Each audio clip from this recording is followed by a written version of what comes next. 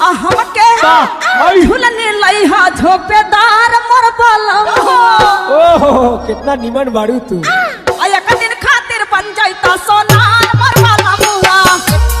बन जाइता सोनार रे बलमुआ। एक दिन खातिर बन जाइता सोनार मोर बलमुआ। खातिर बन जाइता सोनार रे बलमुआ। लइहा टीका माथा नद के लइहा होरावा नद के लइहा होरावा हमके लइहा झूलने झोपेदार मोर बलमुआ।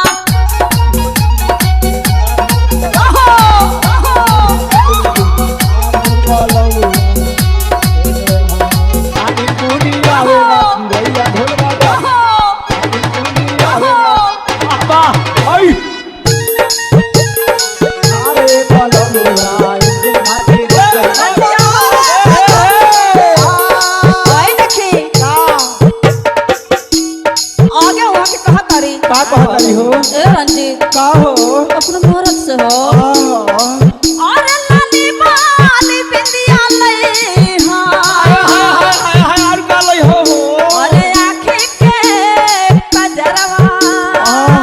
वो ले कभी के अरे लाली बाली बिंदिया लइहा आँखी के कजरवा। अरे माई रे अगर कहतरी का कहतरी हो अम्मा के पायल झोपेदार मोर बलमुआ।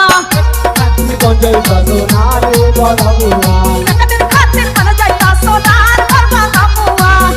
खातिर बन जाइता सोनार रे बलमुआ। लइहा टीका माथा नद के लइहा होरावा नद के लइहा होरावा हमके लइहा झूलने झोपेदार मोर बलमुआ।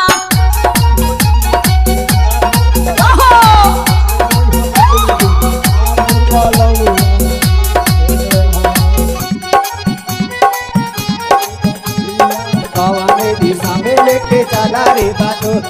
ए हां ओए देखी का कहतरी आगे कहतारी हो। का हो ए रंजीत का हो चुपचाप सुना एकदम चुप होके। अरे कहो ना अरे सड़िया बनारसी चाही और का चाहिए हो और कमर का रखनिया। अरे माई रे अरे सड़िया बनारसी चाही कमर को रखनिया। अरे बाप रे रोआ खार होता हो। आगे कहतारी का कहतरी ए रंजीत तोहर मौगी का कहतरी हो